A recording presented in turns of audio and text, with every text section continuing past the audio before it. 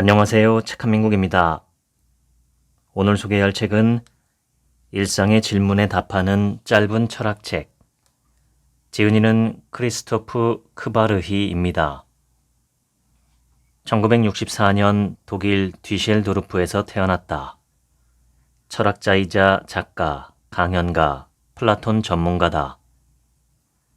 20세기 가장 영향력 있는 철학자이자 철학적 해석학의 창시자로 꼽히는 한스 게우르크 가다모의 연구조교로 일했다. 이론적 사유를 넘어 실제 삶에 철학을 적용하는 실천 철학가로서 고전 서양 철학을 현대적 삶과 미래지향적 세계관으로 새롭게 해석했다. 본문을 읽겠습니다. 내 목숨보다 소중한 무언가가 있을까? 자신을 가장 중요하게 생각하지 않고 남을 위해 목숨을 걸거나 목숨을 바칠 각오를 가진 사람의 사례는 무수히 많습니다.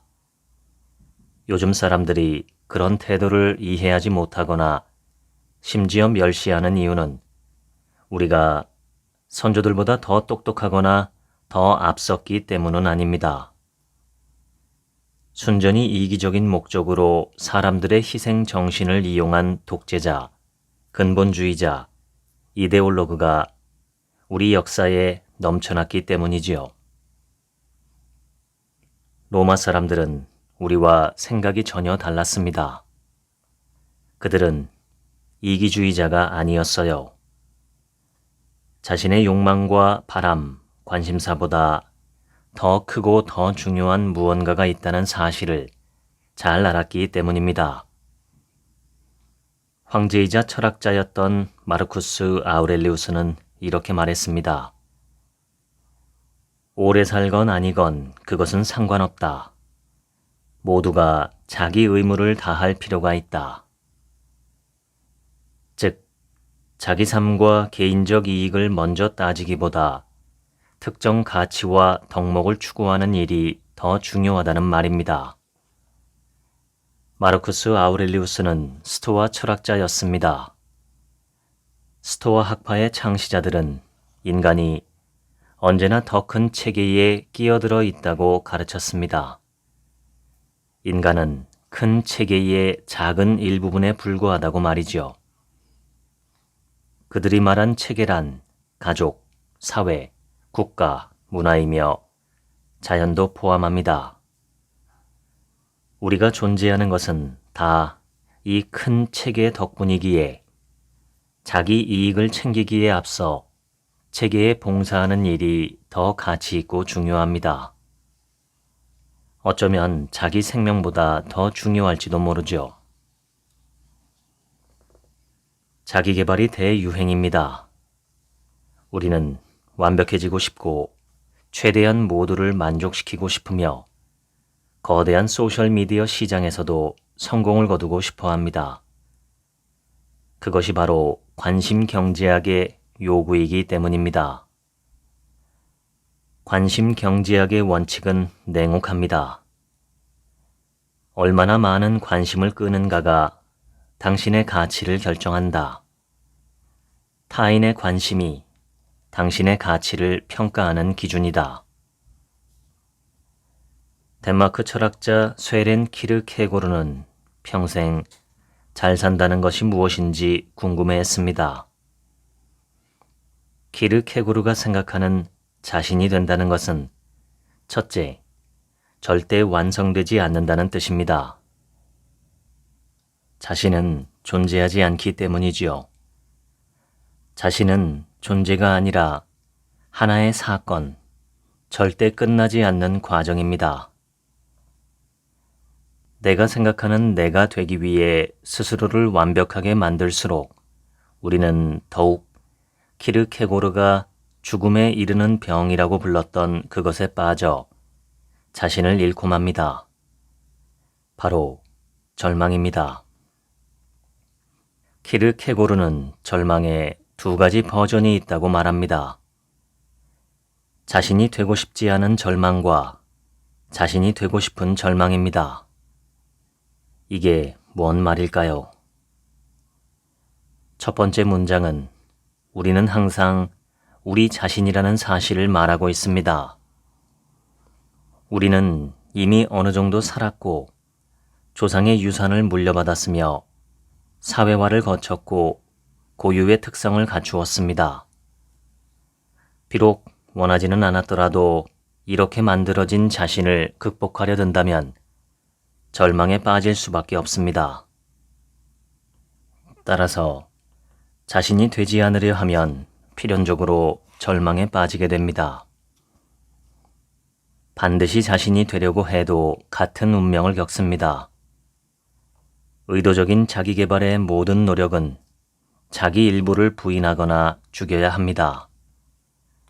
따라서 반드시 자신이 되려 하면 너무 고단할 거예요. 고단함에서 빠져나올 길은 단 하나뿐입니다. 삶이 무엇을 주든 그것에 응하는 것이지요.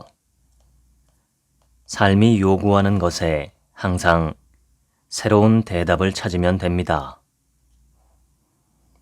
중세에는 고행이 대유행이었습니다. 자기 몸을 가장 혹독하게 괴롭히는 사람이 가장 큰 존경을 받았죠. 독일의 철학자이자 신학자 마이스터 에크하르트의 제자인 하인리히 조이제는 매일 자기 몸에 채찍질을 해댔고 8년 동안 못이 박힌 십자가를 등에 지고 다녔습니다. 내 몸은 내 거야. 종교와 관계없이 모든 고행자와 금욕주의자들은 암묵적인 신념을 품었습니다. 그들은 몸을 도구로 써도 좋다고 생각했어요. 그런데 과연 그 말이 옳을까요? 교부 토마스 아퀴나스는 절대 자신을 해쳐서는 안 된다고 주장했습니다. 각자가 자신에게 주어야 할 사랑에 어긋나기 때문이며 공동체의 부당한 짓이라는 이유 때문이었죠. 그렇습니다. 세상 그 누구도 혼자가 아니에요. 자기 행동은 완벽하게 개인적이므로 자기 말고는 그 누구도 상관없다고 생각한다면 큰 착각입니다. 우리는 언제 어디서나 타인에 대한 책임을 함께 집니다. 그러기에 우리는 자신에게 관심을 쏟아야 합니다. 1927년에 발표한 시대의 걸작, 존재와 시간에서 마르틴 하이데거는 인간의 현존을 탁월하게 분석하면서 우리가 본래적 삶과 비본래적 삶을 선택할 수 있다고 설득력 있게 설명했습니다. 특히 사람들이 잡담을 쫓아다니고 그가 그들의 독재라고 부른 것에 굴복한다면 비본래적으로 살아가게 될 것이라고 외쳤어요. 그랬던 그가 1932년 나치에 협조하고 나치 활동에 동조함으로써 스스로 경고한 그들의 독재에 굴복하고 말았지요. 이런 이유로 요즘에도 그의 책을 읽지 않겠다는 사람이 적지 않습니다. 하지만 그건 실수예요. 스스로 덫에 빠진 사람이야말로 무엇을 조심해야 할지 제일 잘 가르쳐 줄 수 있을 테니까요. 우리가 하이데거에게서 배울 수 있는 가르침은 바로 이것입니다. 절대 유행이나 트렌드를 좇지 말 것. 항상 자주적인 사람이 되어야 합니다. 용기를 내어 자기 고유의 대답을 찾는 사람이 책임감 있게 사는 사람입니다. 정치가 입에 오르면 금방 감정이 격해집니다. 특히 가족 모임에서는 정치 이야기가 심각한 불화를 일으키기도 합니다. 사실 가만히 들여다보면 갈등의 진짜 원인은 논리가 아니라 많은 사람이 마음 깊이 간직한 믿음입니다. 양보하거나 타협하면 체면이 깎인다는 믿음 말이죠. 우리는 자주 패배가 두려워서 애당초 바라지도 않았고 장기적으로도 해가 될 주장과 말, 행동을 하고야 맙니다. 게오르크 비렐름 프리드리히 헤겔은 인간 문화 발전의 이론을 정립하고자 진보가 가능한 이유를 찾아 나섰습니다. 인류 역사를 성공 스토리로 읽을 수 있다고 확신했기 때문이지요. 물론 곳곳에 어두운 장면이 없지는 않으나 그래도 인류 역사를 의식과 이해, 정신적 통찰이 늘어난 성장의 역사로 해석할 수 있다고 본 것입니다. 그는 역사의 흐름에 따라 점점 더 각성하여 절대적 지식을 향해 나아가는 인간의 보편적 정신을 세계 정신이라고 불렀습니다. 더 나아가 세계 정신이 앞으로 직진할 뿐 과거의 원시적 야만 상태로 돌아가지 않는 이유를 궁금해했어요. 그래서 인류의 정신적 발전 패턴을 찾아 나섰고 갈등에서 그 해답을 얻었습니다. 더 정확하게 말하면 갈등을 조정하고 해결하는 인간의 능력, 즉 하나의 태제에 하나의 안티테제를 들이밀 뿐 아니라 태제와 안티테제를 합으로 극복하는 능력에서 발견한 것입니다. 헤겔은 진보의 이 기본 법칙을 변증법이라고 불렀습니다. 그리고 변증법이 정신 발달에 보편타당한 모델이라고 보았죠. 역사에서 무언가가 확고히 자리를 잡으면 그것이 지배 지식층이건 하나의 의견이건 발명품이건 세계관이건 얼마 못 가 그에 반대하는 누군가 혹은 무언가가 등장합니다. 그러면 논쟁이나 갈등 혹은 전쟁이 일어나고 보통은 한쪽이 승리하여 과거의 상태로 돌아가거나 반대 모델이 자리를 잡죠. 양쪽이 뜻을 모아 타협하고 함께 해결책을 찾으면 상황은 달라집니다. 갈등을 종식하는 수준에서 그치지 않고 갈등을 지양하는 진태제를 찾는다면요. 첫째로, 갈등이 실제로 끝납니다. 둘째, 다투던 입장들이 그 안에 보관되어 남습니다. 그냥 버려지지 않고 고이 간직되어요. 셋째, 진태제는 다투던 양쪽을 더 높은 수준에서 통합합니다. 양쪽이 일어서서 더 높은 단계로 오르죠. 헤겔은 바로 이것으로 역사 진보의 수수께끼를 풀었습니다.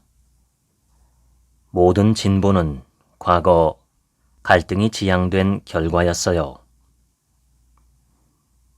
그러니 적극 타협하겠다고 마음을 먹어봅시다. 합을 추구해 보아요. 그래야 당신뿐만 아니라 상대도 이길 수 있습니다. 양쪽 모두 성장하고 성숙해지며 더 큰 사람이 될 거예요. 자기 입장만 고집하면 발전의 기회가 없습니다. 철학자 한스 게오르크 가다머는 102세까지 살았습니다. 100세를 맞이하여 여러 기자가 그와 인터뷰를 했어요. 그때마다 똑같은 질문이 나왔습니다. 교수님, 100세까지 살려면 어떻게 하면 되나요? 가다머는 늘 같은 대답을 했습니다. 나는 일평생 젊은 사람과 대화하려고 했고 젊은 사람들에게 관심을 기울였습니다. 주목할 점은 그가 자기가 좋아하는 사람들하고만 시간을 보냈다고 말하지 않았다는 점입니다. 그는 누구와도 대화를 나누려 했습니다. 모든 대화가 새로운 관점을 제시하여 자신을 성장시켰고 또한 젊음을 지켜주었기 때문이지요. 물론 여가 시간을 꼭 좋아하지 않는 사람하고 보내라는 말은 아닙니다. 잠재력을 펼치고 싶고 큰 사람이 되고 싶다면 그렇게 하는 편이 좋다는 말이에요. 당연히 꼭 그래야 하는 것은 아닙니다. 사람에게는 더 발전하지 않고 영원히 지금 모습에 머무르자고 선택할 자유가 있으니까요. 지금 이대로 영원히 머무르며 나를 존경하고 인정하는 사람들의 말만 듣겠다고 생각할 자유가 있습니다. 그렇게 하면 분명 편하고 고통스럽지 않을 거예요. 그러나 과연 아프지 않고 언제나 편한 삶이 잘 사는 삶이라고 주장하는 사람이 있을까요? 한스 게오르크 가다머처럼 지혜로운 사람은 그렇지 않다는 사실을 잘 알았습니다. 타인과의 만남이 필요하다는 사실을, 특히 나에게 도전장을 내밀고 질문을 던지며 의견이 달라서 불편한 사람, 혹은 불편을 넘어 불쾌한 사람과의 만남이 필요하다는 사실을 알았지요. 불쾌하다는 말은 참 멋진 말입니다. 불쾌하다 느끼는 일이 영혼을 키우는 중요한 발전의 계기일 때가 많기 때문입니다. 가다머는 지치지 않고 강조했습니다. 충만한 삶을 살기 위해서는 계속해서 타인과의 만남에 뛰어들어야 하며 그들이 우리와 다르더라도 소통하려 노력해야 한다고요. 정말로 우리와 다른 사람과 소통할 때 정신과 마음의 지평이 넓어지기 때문입니다.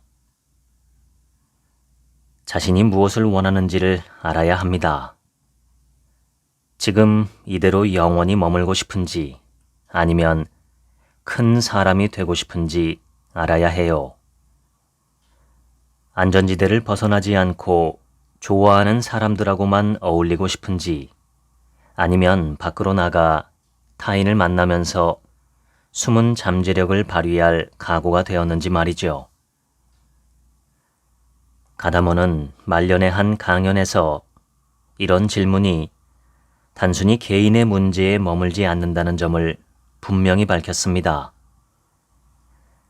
그가 보기에 유럽 문화가 융성한 진짜 비밀은 바로 타인과 이방인에게 마음을 여는 태도에 있었기 때문입니다. 유럽은 유럽인들이 다른 이들에게 관심을 가질 때 항상 전성기를 맞았어요. 다른 이들을 적으로 취급하던 때에도 그랬습니다.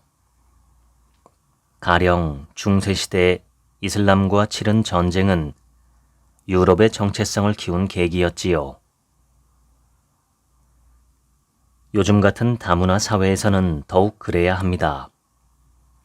사회적 공존을 위해서는 낯선 사람들, 때로 섬뜩하게 느껴지는 사람들과도 시간을 보내야 합니다.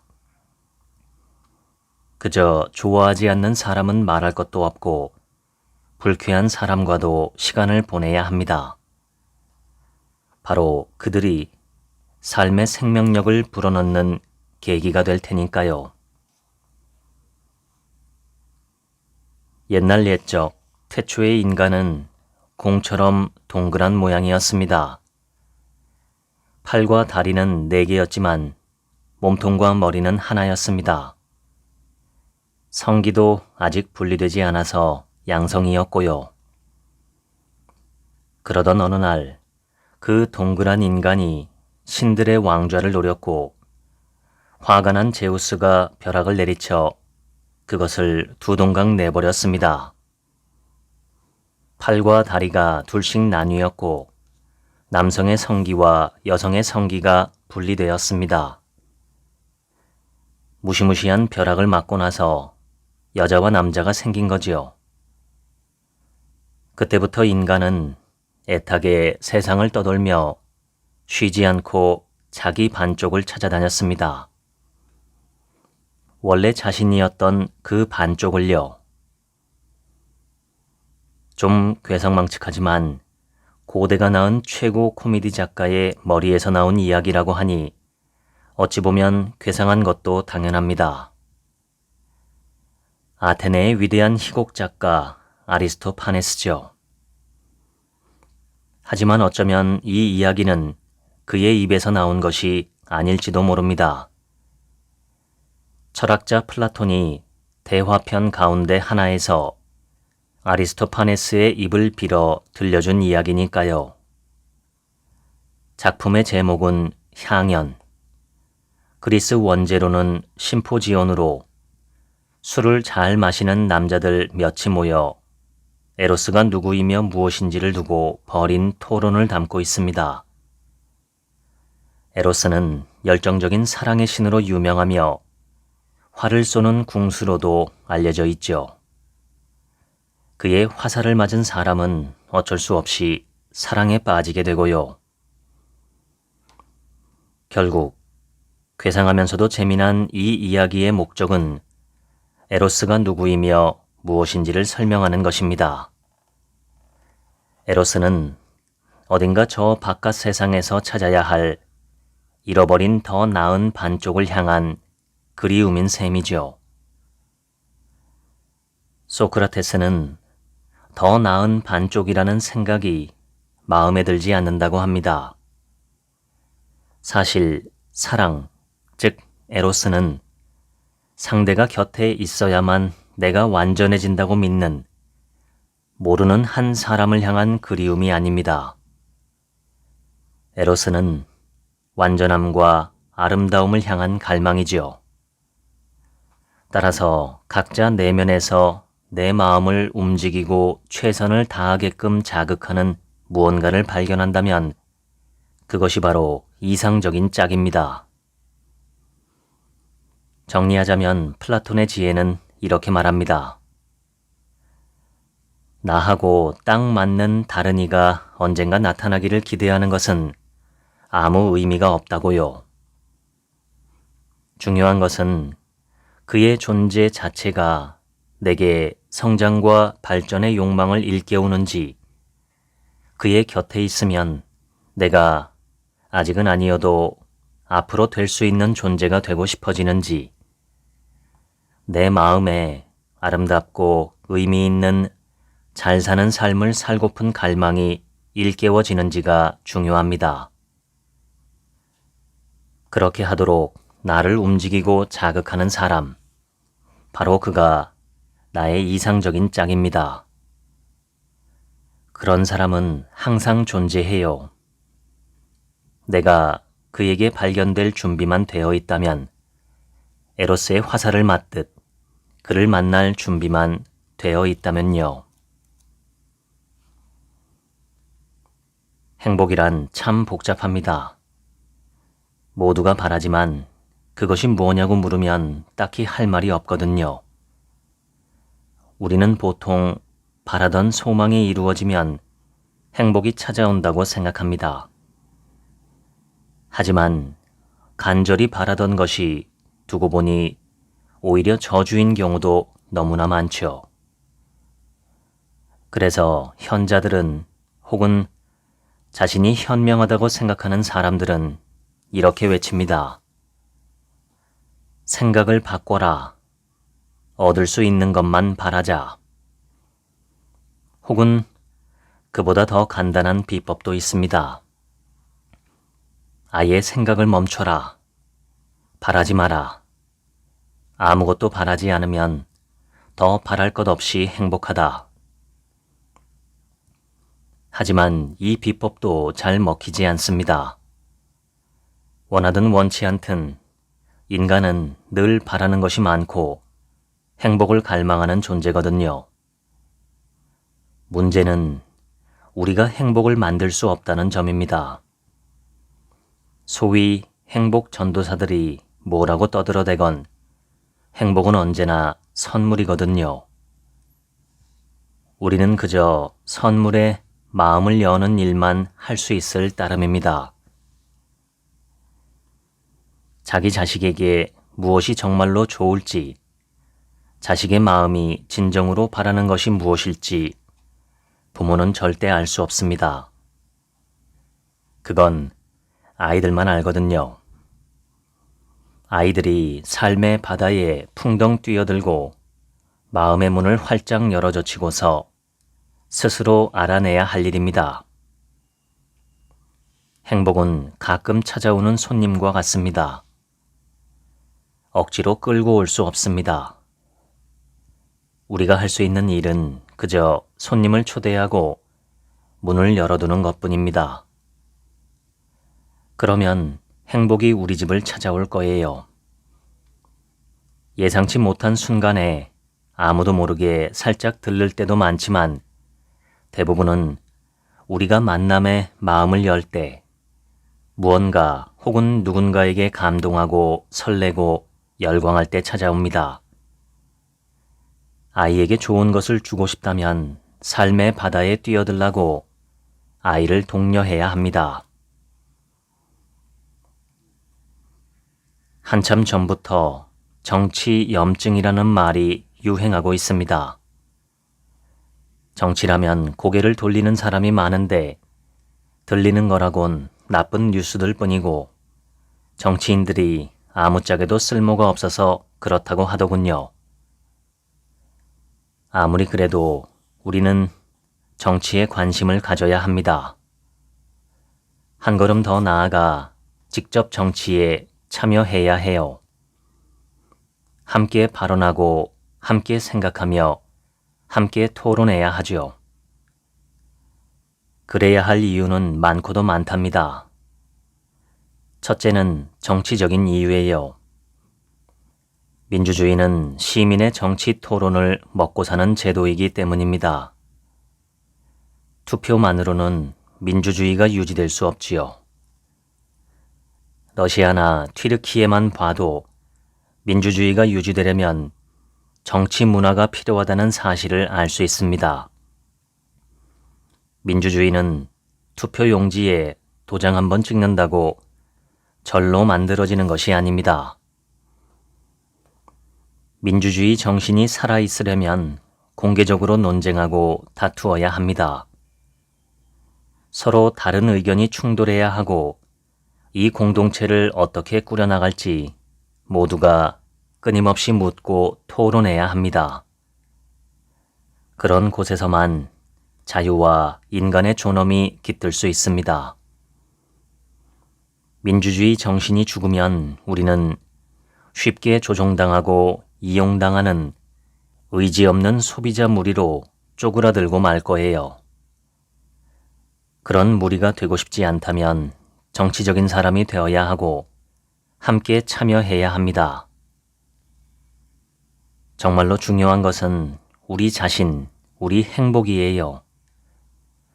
인간은 원래 정치적인 존재입니다. 공적 공간에서 활동할 때만 진정하고 충만한 인간으로 성장하지요. 아리스토텔레스는 2300년 전에 인간이 정치적 존재라고 말했습니다.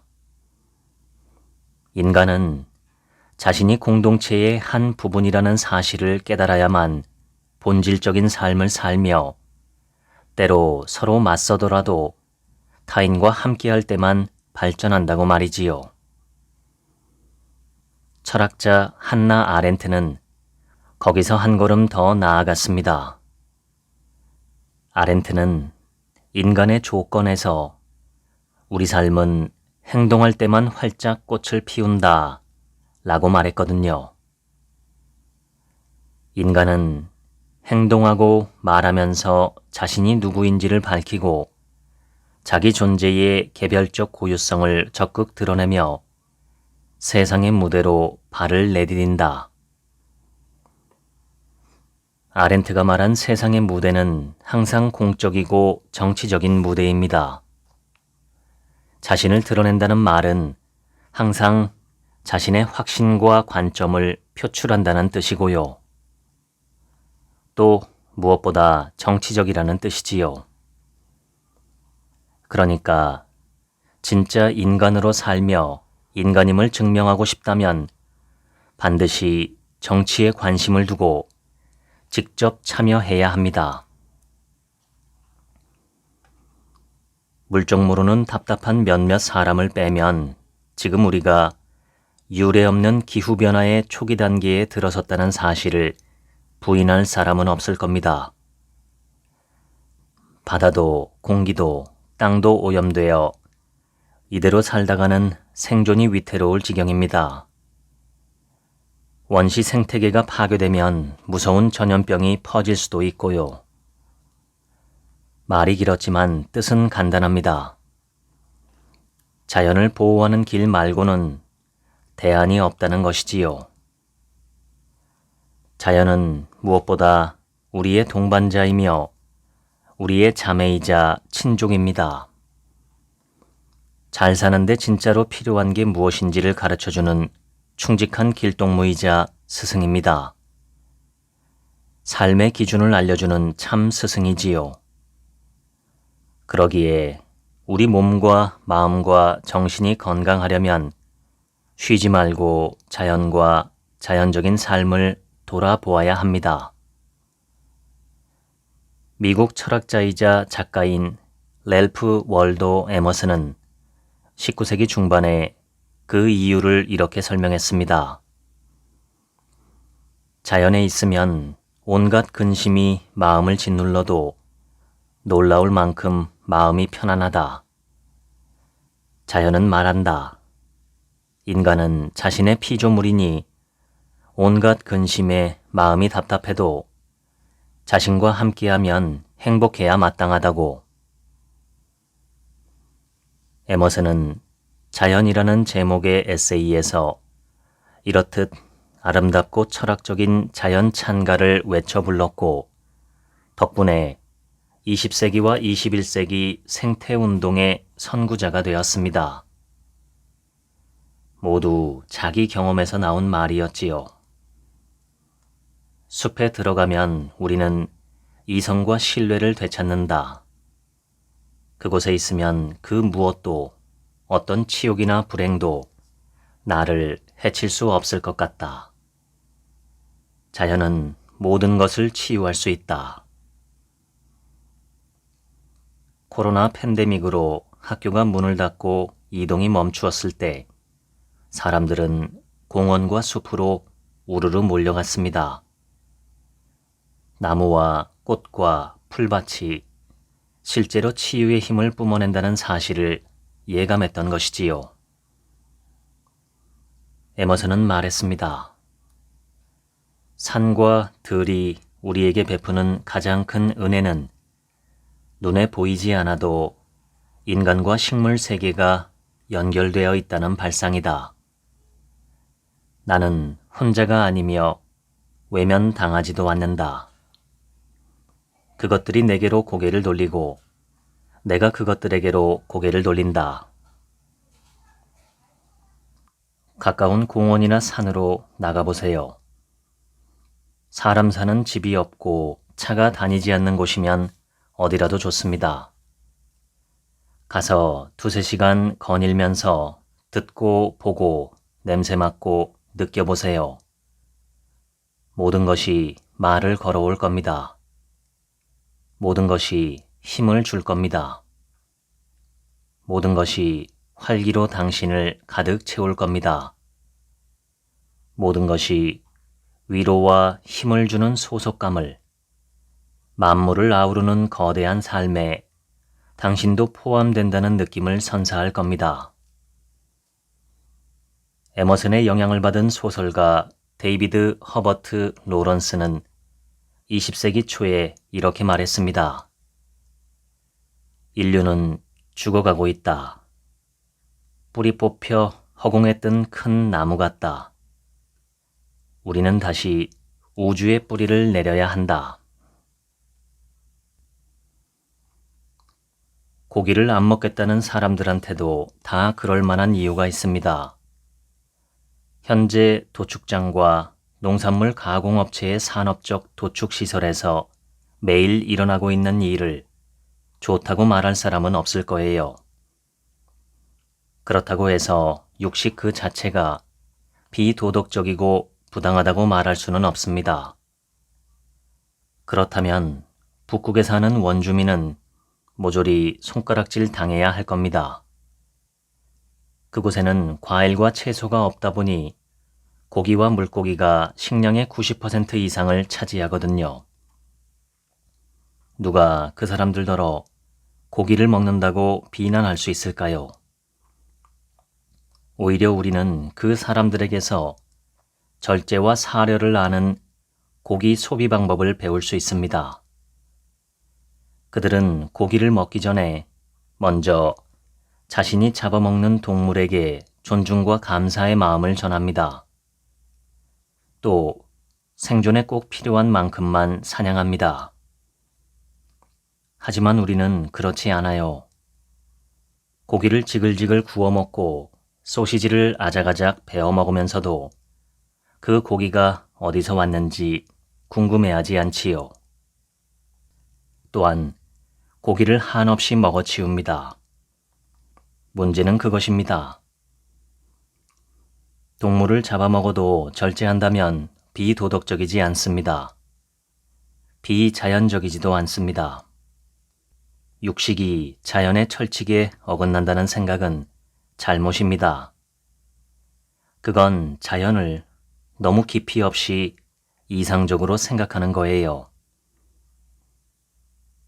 괴테는 노년에 이빨이 다 빠져버렸답니다. 그래도 그가 채식했다는 말은 들어본 적이 없어요. 그는 자기 건강을 무척 챙기는 사람이었는데도 아내 크리스티아네에게 이런 편지를 썼지요. 제발 부탁이요. 돈이 얼마나 들어도 좋으니 심부름꾼이 갈 때마다 고기 좀 맛있게 구워서 보내줘요. 양고기나 샤퐁, 안 되면 칠면조 고기라도 구워주시구려. 괴테는 육식도 자연이나 자연스러운 삶의 일부라고 보았습니다. 이유가 없지 않았지요. 그는 자연을 낭만적으로 생각하지 않았습니다. 자연은 선과 악 모두를 아우르는 거대한 전체이기 때문입니다. 젊은 시절 그는 자연에 대하여 라는 제목의 짤막한 에세이를 발표했습니다. 물론 괴테가 쓴 글이 아니라 게오르크 크리스토프 토블러라는 스위스 젊은이가 쓴 글입니다만 거기에 이런 구절이 들어 있습니다. 가장 비자연적인 것도 자연이다. 어디에나 있는 자연을 보지 못하는 사람은 자연을 제대로 보지 못한다. 자연은 모든 것이다. 자연은 스스로 상 주고 스스로 벌하며 스스로 기쁨을 주고 스스로 고통을 준다. 자연은 거칠면서 부드럽고 사랑스러우면서 무서우며 무능하면서 전능하다. 자연에는 항상 모든 것이 살고 있다.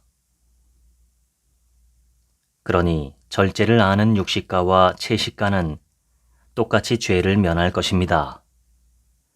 두 사람 모두 자연과 조화를 이루며 먹고 살고 있으니 말이지요. 종교는 18세기부터 계몽주의자들과 자유사상가들의 입방아에 자주 올랐습니다. 특히 교회는 고리타분한 사고방식과 낡아빠진 권력욕, 사람을 노예로 만드는 도덕적 감시의 요새라며 비판을 많이 받았어요. 그래서 생각 좀 한다는 사람들은 앞다투어 종교나 교회에 등을 돌렸지요. 그래도 신과 믿음을 완전히 저버리지 못하는 사람은 자기 견해를 어떻게든 변명해야 했습니다. 대표적인 인물이 프리드리히 슐라이어 마어였습니다. 그는 계몽주의자였고 18세기 후반 초기 낭만주의의 가장 중요한 선구자 가운데 하나로 꼽히지요. 근본주의 개신교 환경에서 성장했지만 대학에 간 후 개신교와 결별하고 고대 그리스로 눈을 돌렸습니다. 고대 그리스에서 자신이 알던 종교와는 전혀 다른 종교를 발견했거든요. 또 현실의 기독교가 곧 종교라는 생각은 큰 잘못이라는 깨달음도 얻었지요. 수백 년을 살아오는 동안 인류는 전혀 다른 여러 종교를 실험해 보았으니까요. 여러 신을 숭배하는 종교도 있었고 신을 아예 숭배하지 않는 종교도 있었으며 인간을 도덕적으로 단속하지 않는 종교, 과학과 경쟁하지 않으려는 종교도 있었습니다. 슐라이어 마허는 교회에서 배운 내용을 하나도 몰라도 종교를 믿을 수 있다는 사실을 깨달았던 것이지요. 그 결과가 1799년 나온 놀라운 책, 종교론, 종교를 멸시하는 교양인들을 위한 강연입니다. 이 책에서 그는 종교를 무엇이라고 볼 수 있는지 완전히 새로운 해석을 내놓았습니다. 그는 종교란 본질상 무한한 것을 알아보는 감각과 미각과 다르지 않다고 주장했습니다. 그 위대한 것, 전체적인 것, 모든 것을 아우르는 것을 그는 신이라 부르지 않았습니다. 우주 혹은 자연이라 불렀으며 무한한 것이라 불렀죠. 그 무한한 것은 곳곳에서 인간에게 나타납니다.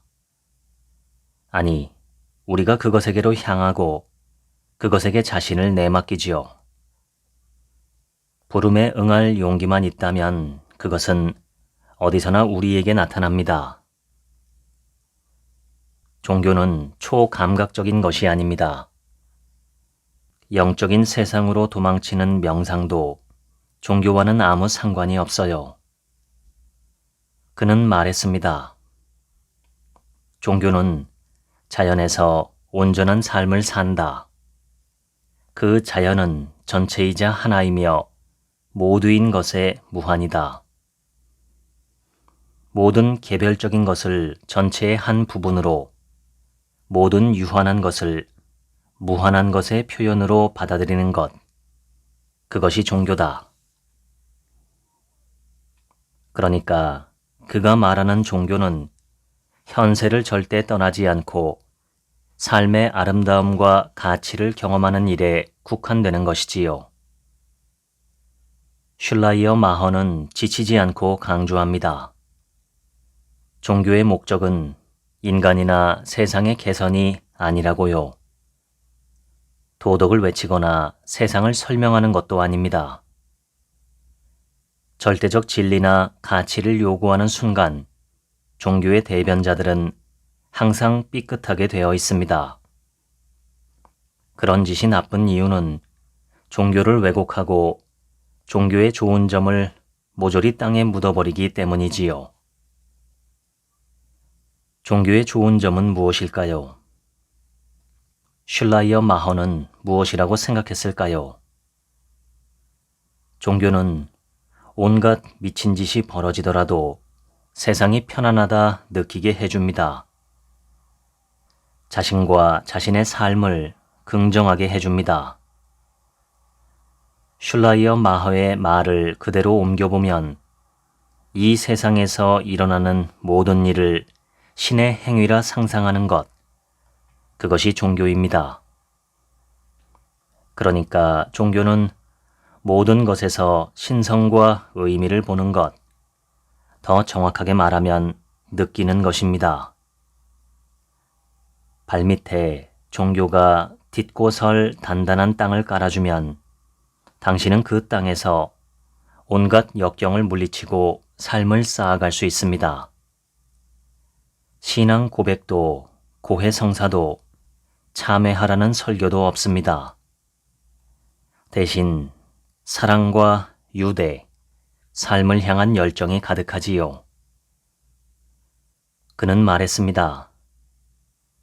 종교의 느낌은 거룩한 음악처럼 인간의 모든 행동을 동반해야 한다. 인간은 모든 것을 종교와 더불어 해야 한다.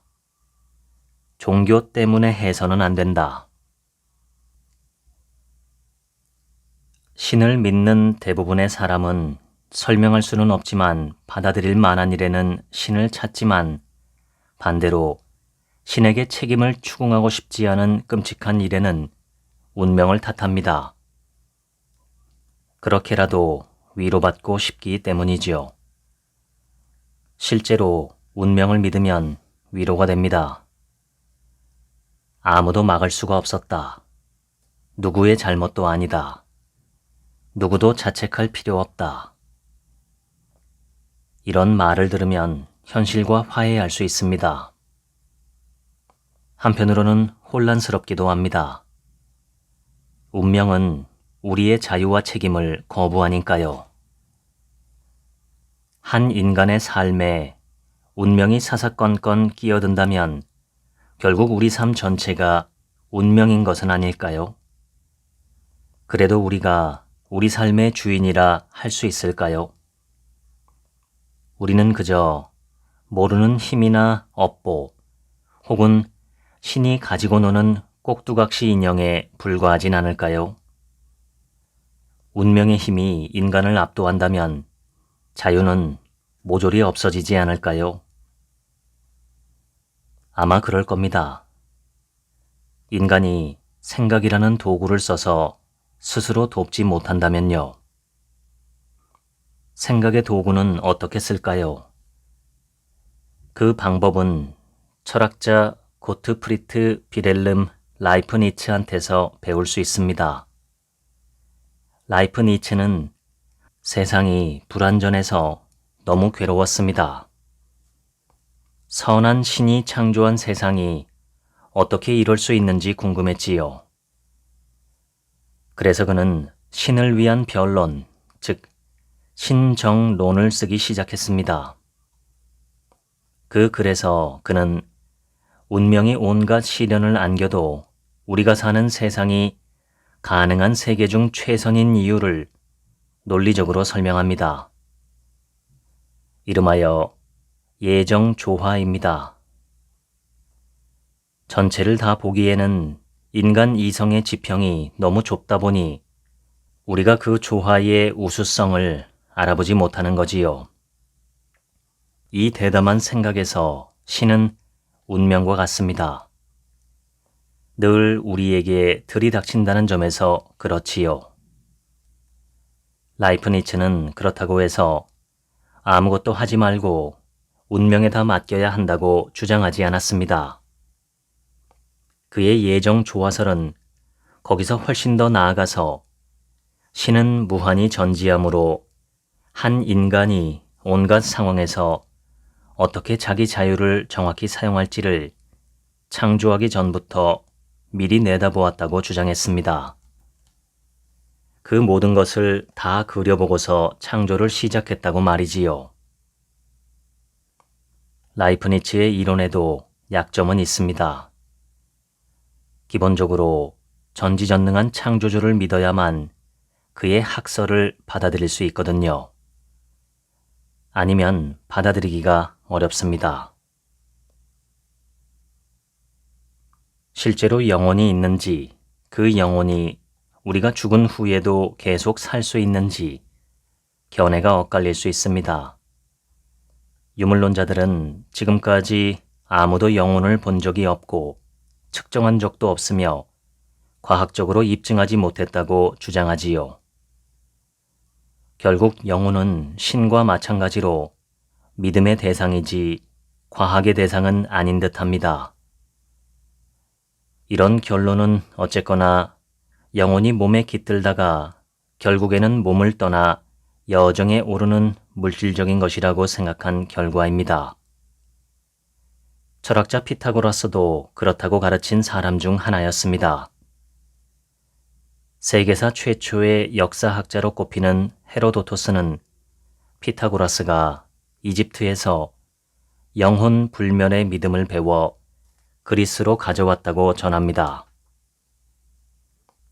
죽음 후의 삶을 믿은 소크라테스마저도 이 문제만큼은 피타고라스와 그 추종자들과는 다르게 보았습니다.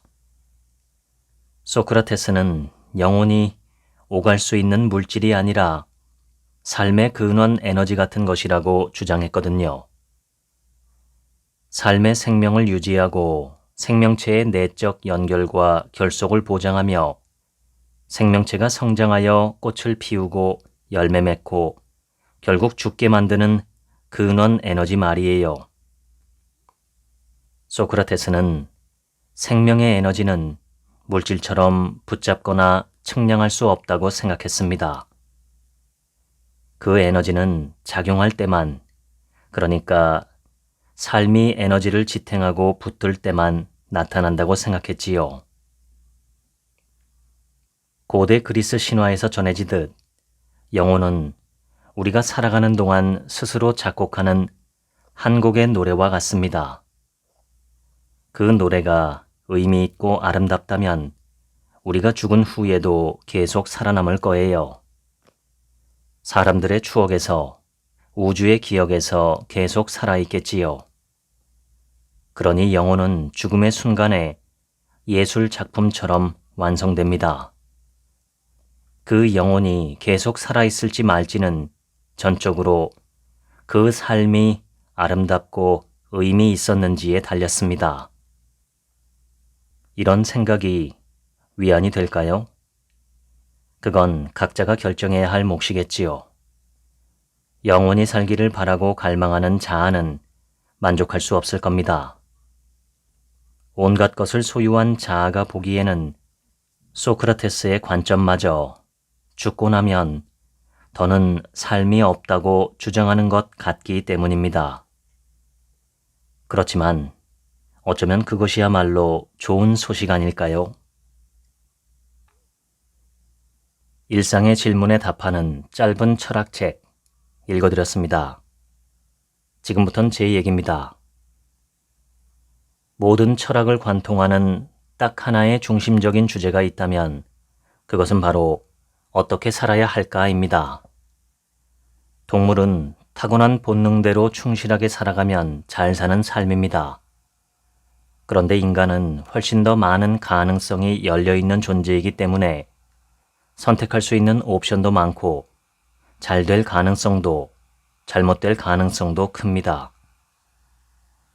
전문적으로 철학을 연구하는 학자도 있지만 일상생활을 살아가는 소시민도 누구나 자기 삶을 기대어 살아가는 기준 몇 개쯤은 가지고 있습니다. 다만 그것을 의식하지 못할 때가 많을 뿐이지요.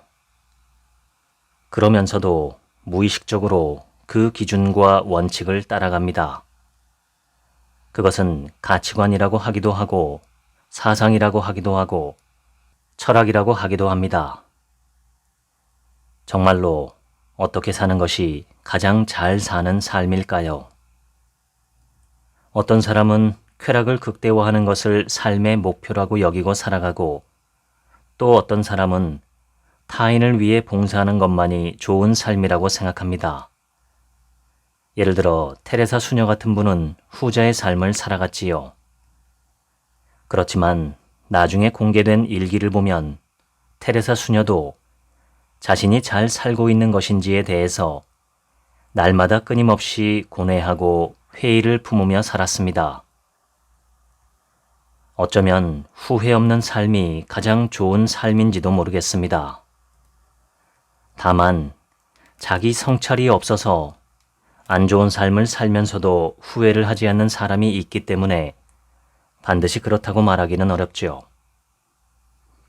미국 철학자 에머슨은 자신이 태어나기 전보다 조금이라도 더 나은 세상을 만드는 데 기여하고 떠나는 삶이 잘 산 삶이라고 정의했습니다.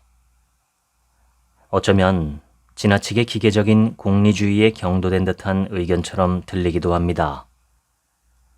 무엇을 기준으로 세상이 더 좋아졌다고 판단할 수 있을까요? 어떤 기준으로 이 세상을 좀 더 좋게 만들었다고 누가 평가할 수 있을까요?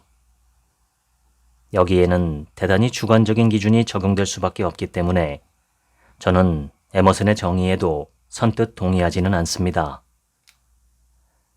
제가 공부하는 메타 명상에서는 인간의 잠재력을 모두 구현하고 발현하고 꽃피우는 삶을 잘 사는 삶이라고 이야기합니다. 사실 너무 많은 사람들이 자기 잠재력을 다 발휘하지 못하고 이리저리 휘둘리며 살다가 세상을 떠납니다. 그렇게 보면 인생은 정말 짧고 아까운 기회입니다. 제가 한 가지 제안을 드리고 싶다면 일생에 한 번은 명상을 배우라는 것입니다. 철학 공부도 좋지만 죽기 전에 꼭 한 번은 명상에 참여해 보는 것을 추천하고 싶습니다. 그리고 명상은 아무렇게나 하는 것이 아니라 반드시 하는 방법을 배워야 합니다. 하다못해 자전거 타는 것을 배우려고 해도 나를 도와줄 누군가 한 사람 정도는 필요합니다. 그렇지 않고 혼자 자전거 타는 법을 배우는 건 정말 어렵습니다. 쉬워 보이는 것이 사실 어려운 것이고 어려운 것도 배우면 쉬워집니다. 인간의 정신을 다루는 명상을 나 혼자 혹은 유튜브 영상을 보고 따라하는 건 처음에는 매우 쉬워 보이지만 사실은 어려운 길로 돌아가는 것입니다. 하나하나 처음부터 명상을 배우는 것이 어려워 보이지만 사실 쉽고 빠른 길이죠.